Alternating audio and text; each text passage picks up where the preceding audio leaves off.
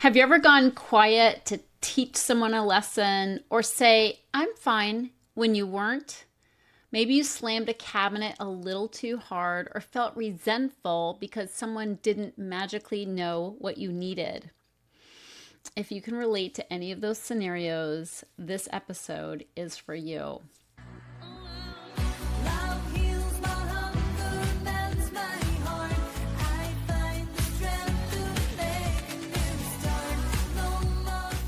Welcome, everybody, to Confessions of a Binge Eater. You know, emotional eaters are terrified of expressing their feelings directly. Speaking up feels maybe scary or even dangerous, so our feelings leak out sideways through sarcasm, withdrawal, pouting, or even just giving people a little bit of the silent treatment. And then what happens? Well, we feel guilty, so we eat to soothe the guilt, the resentment, the fear, and that pressure that's building up inside of that whole mishmash of feelings. So in today's episode, we're unpacking why emotional eaters too often resort to passive aggressive behavior, and more importantly, how to break this pattern with compassion and courage, because trust me, it will take courage to change this destructive behavior that we often are in the habit of for years. So I will give you practical tools to speak up, communicate clearly, and feel safe being honest without stuffing or snacking or snapping. Yes, that's pretty important. Let's dive in. Okay, here are some signs that you might be passive aggressive. You say yes when you mean no and then resent the person. You withdraw or go quiet to punish someone. You expect others to just know what you need. You do something begrudgingly and then complain internally or maybe even externally. You make snarky comments instead of expressing a feeling. You replay imaginary conversations in your head instead of having the real one. And perhaps you even go as far as to slam cabinets, sigh loudly, or give somebody the cold shoulder, hoping that they notice. If you said yes to any of these things, for sure, you are engaging in passive aggressive behavior. And guess what? There's a better way. So this is very common for emotional eaters, which is why I'm doing a podcast on it, because it's just an easy thing for us to do when we're afraid to speak up, which I find to be the biggest reason why we can be passive aggressive, all right? We're afraid to say how we feel. And this comes from years of keeping quiet, years of being a good girl, years of just acting like everything's fine, but boiling on the inside, hating on the inside, and then having it leak out sideways. And I was the worst offender because I was a people pleaser and I wanted everybody to like me. And if I spoke up and said how I really felt, I might not be liked. I might get rejected. I might lose a friend. And so I just kept that smile plastered on my face and never said what I really felt or thought. And that cost me big time because, of course, I ate what I wanted to say, but I was also resentful and angry, and it did come out sideways. It came out in punishing behaviors that are passive aggressive, like a sighing, like making sarcastic remarks, like giving somebody the silent treatment, pouting, and they're like, "What's wrong, Tricia?" I'm like, "I don't know." Or I just shrug my shoulders and have my eyes down. I mean, really childish behavior, okay? Or I'd say I was fine when I was not fine. More obvious ways of exhibiting passive-aggressive behavior: door slamming, stomping, withdrawing, doing something out of resentment to show someone how hurt you are.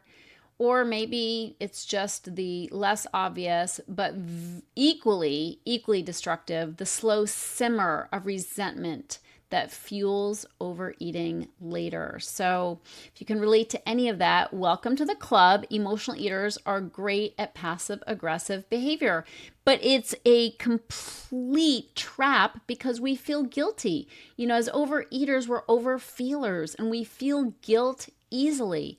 And you can bet that you feel guilty when you act passive aggressively, because it's not becoming behavior, okay? It's childish. It's infantile, in fact. And if you're doing any of these things, you're setting yourself up to continue to overeat because you feel guilty. Friends, we feel guilty when we don't act right. We feel guilty when we act in an immature way. And for many of us, we've been doing this for decades. Okay, so you're heaping on guilt. You've got a big resource of guilt that you're punishing yourself with food many times over. And it's got to change. Okay, I'm just here to say it's got to change. So not only is it costing you in terms of overeating and weight gain or weight loss resistance, but also it's causing problems in your relationships. It's eroding trust in your relationships. Your spouse or partner feels confused or hurt. Friends feel your distance when you pull away in an attempt to punish or not say how you really feel. Loved ones walk around trying to figure out what's wrong or what you're feeling.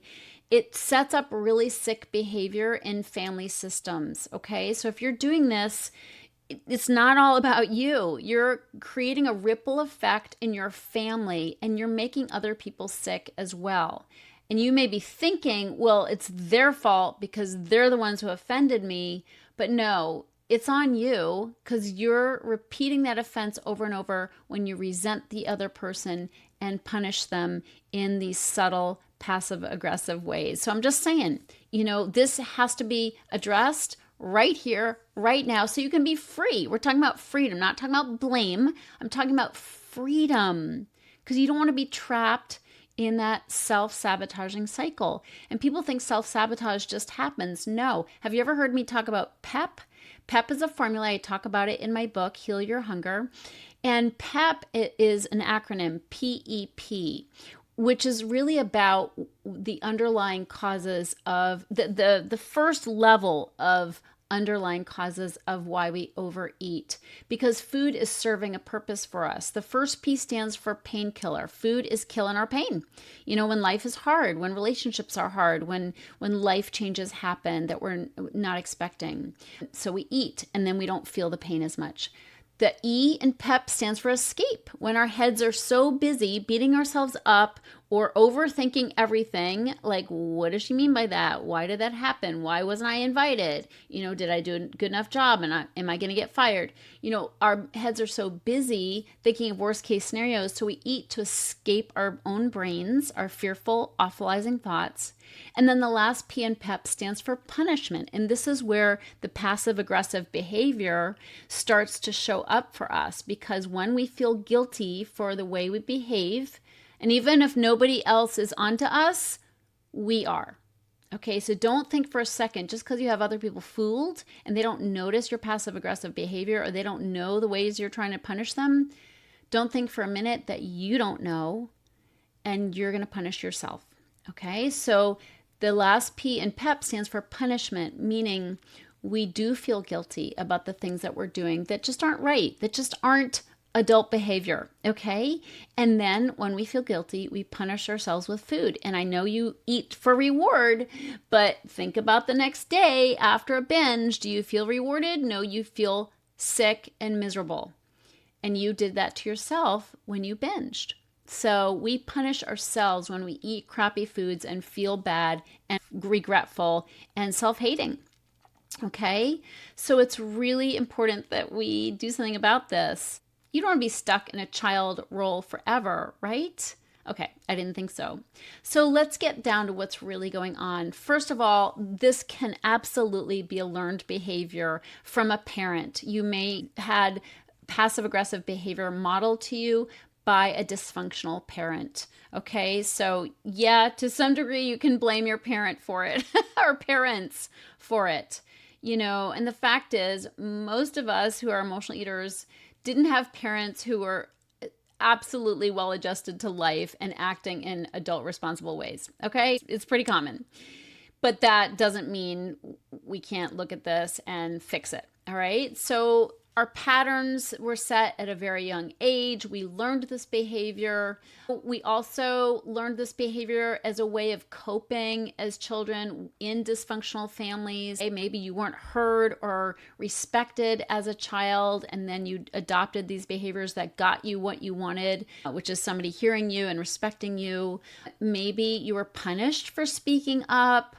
Or maybe you had to take on a caretaking role early in your life. You might have grown up with alcoholism or a rager, and if you spoke up, it could turn really ugly and even dangerous for you. So there's many things that happened in our childhood that could be causing this. Okay, let's take a look at that. Where did this come from? Let's deal with that.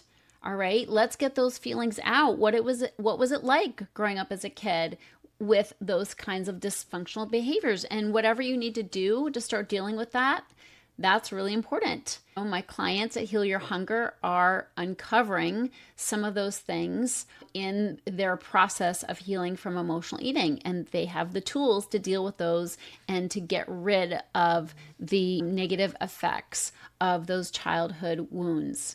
But perhaps for you, it might be therapy or some kind of program that allows you to look at just the way you were brought up, those wounds. It's really not about blaming anyone, honestly.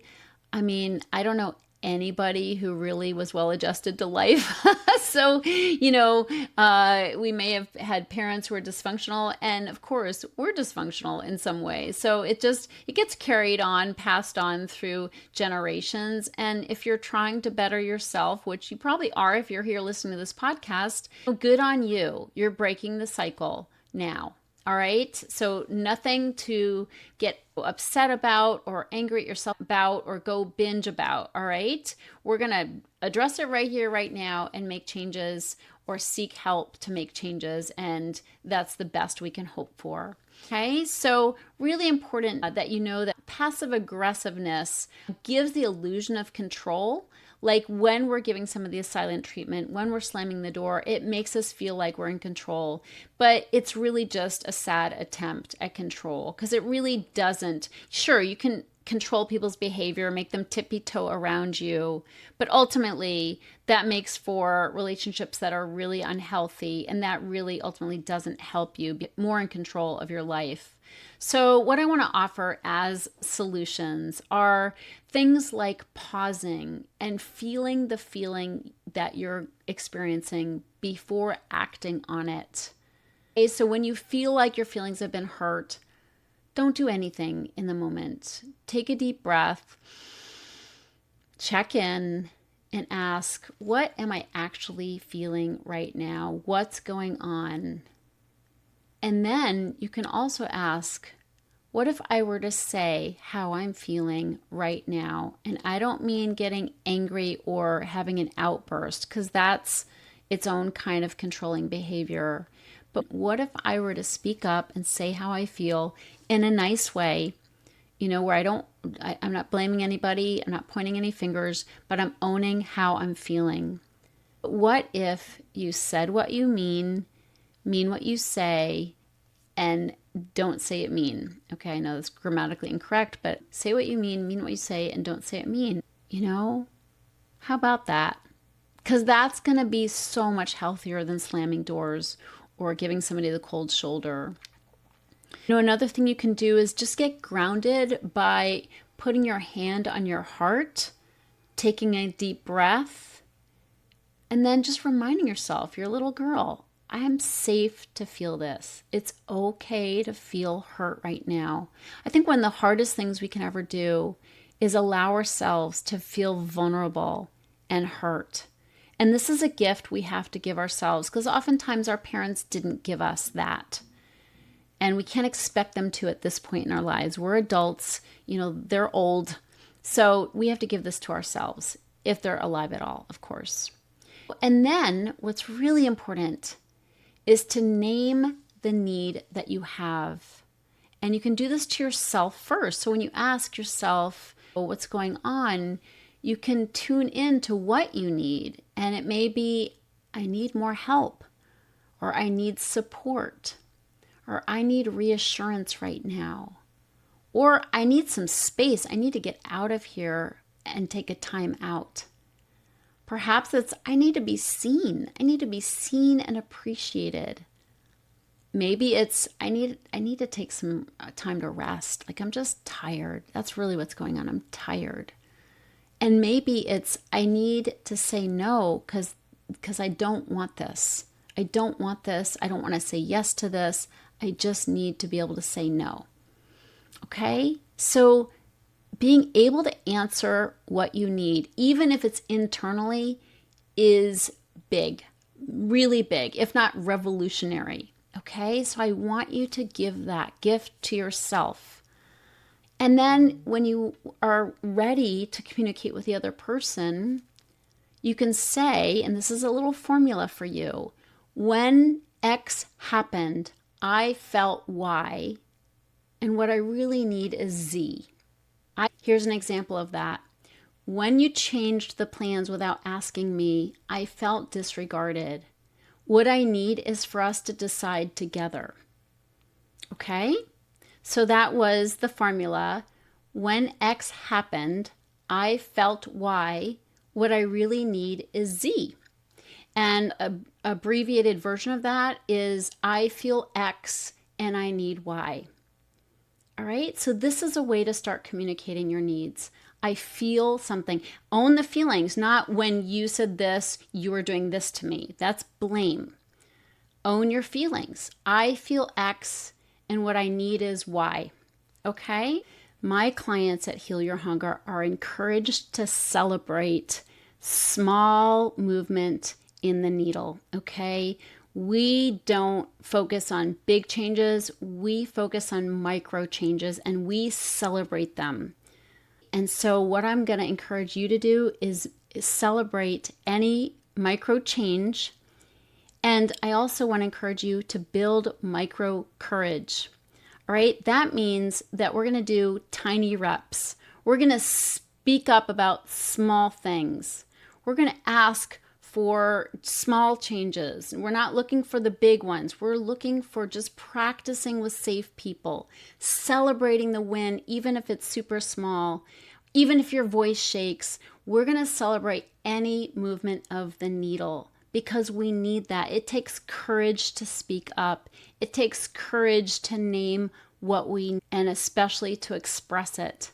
So let's give ourselves a huge attagirl when we do anything outside and beyond our old way of doing things, which used to be passive aggressiveness. Let's celebrate when we're stepping into clarity, into clear communication, expression of our feelings, and just owning what we need. It's so important.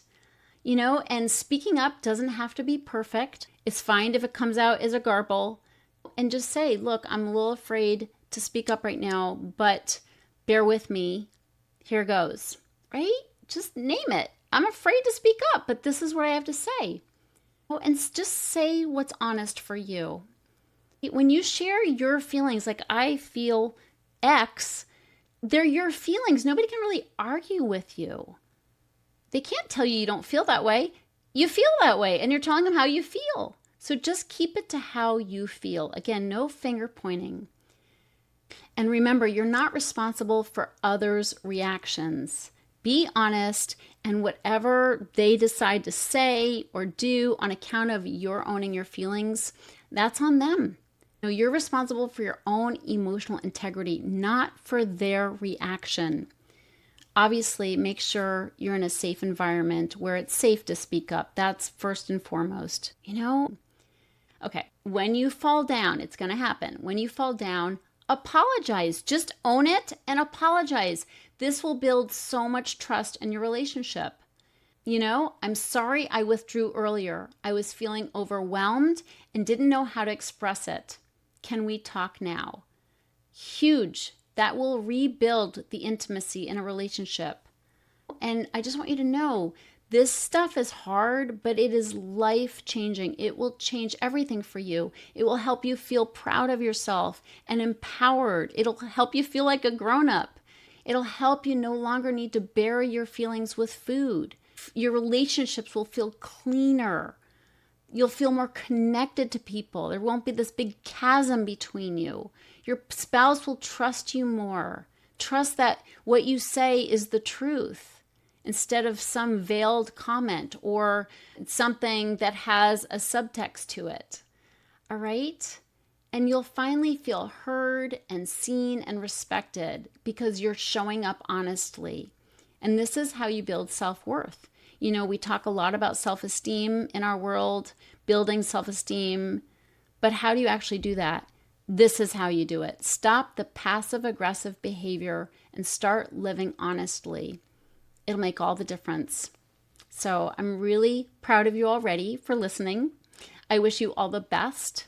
Please join us in the Secret Sauce group, the Secret Sauce to End Emotional Eating on Facebook. Let's keep the conversation going. And if you want support to overcome emotional eating, we have a program for that. Go to healyourhunger.com and learn more. I love you so much. I'm so happy to be with you, and I'll see you on the next show. If you're ready to get off the dieting roller coaster ride and finally make peace with food and with your body, talk to a Heal Your Hunger mentor about what steps you need to take based on your own history with food and weight. Go to healyourhunger.com and register for an emotional eating breakthrough session and see how fast you can experience real change. It's a complimentary evaluation, but there are limited spots available. So go to healyourhunger.com and register to speak with a mentor today.